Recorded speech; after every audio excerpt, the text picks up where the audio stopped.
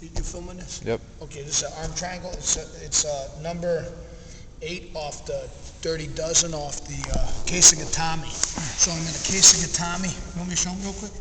You got time or no? I don't know. Up to 3. If you do all 12 real fast. I can knock out all 12 real fast. The case of Gatami is a headlock position, right?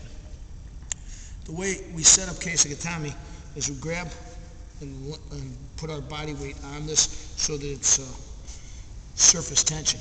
Now I'm going to rotate my hips inside.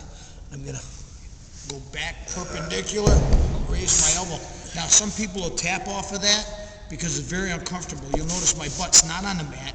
All my weight is on his rib cage. When I say hello here, I circumvent his trapezius, and it causes a lot of pressure on the back of his neck, his shoulder, and his ribs. So he's getting hurt in 3 places, and he doesn't know what to do in that case. It's very hard for him to roll me over because I'm perpendicular, so he doesn't get parallel, so it's hard to roll me over. So that's the hold position only. And in tournaments, I've had people tap from the hold position only. It's very hard to get out of. All right, so that would be the hold position. I say hello, which circumvents the trapezius. It turns the head off the center, makes him half the man. Hurts a lot. All right, now when I want to get my submission, I'm going to heist my hips, grab to here, lock back, sit back, drop my knees tapping already. Let me try to do this without you tapping so fast. All right, I'm going to drop this here. I'm going to be easier. I'm going to bring his nose to my ear and his elbow to my nose, and that's going to cause a lock. And of course, he's going to tap. That's number 1 off the case of Gatami 12. Number 2 is I'm going to slide down, and it's a wrist lock. Now, you can't use that in all divisions, but that's just a simple wrist lock. Number 3 is common here, and there's a subset to 3. If he turns his hand like that, which a lot of guys will do, you just grab the elbow, you drop this side down, lift that side up. There's a break right there. There's 3. 4 is I'm going to keep this arm out, grab down as low as I can here, like that. Lock, and bring my hips forward. Say the hello here, which takes him off center. And that's 4. 5 is I'm going to catch the hand here, roll over the center. Bam. That's 5.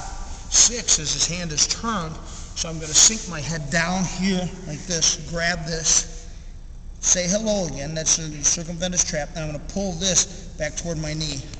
7 is here.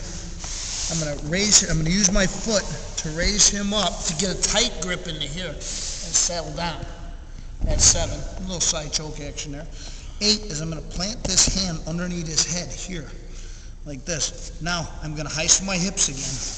So I'm like this, and I'm going to get a crank right there. Sorry about that, John. Something hurts. All right, this bone here is digging into one side of his trap. So plant, drop your head low so he can't squeeze out of that. Now, if you got to put your head on the floor, that's fine. Some guys are more flexible. They'll be able to get their hand out of there. Okay, so plant your hand here. Your direction's out that way, and he's tapping. That's 8. Now he's in a scarf, so I'm going to grab the scarf. I'm going to ride over the scarf. I'm going to ride his elbow over the center of his head here. That's 9.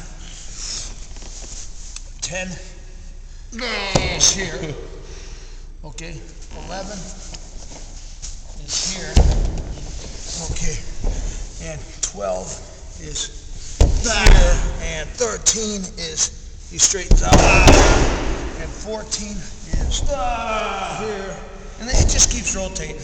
Okay, so once again, Mr. Bob Schirmer from Combat Dough, and submissions all sequence, and people try to escape submissions in a similar way.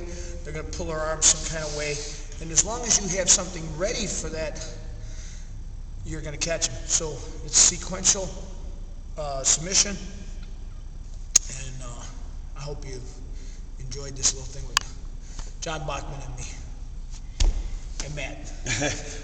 And Matt.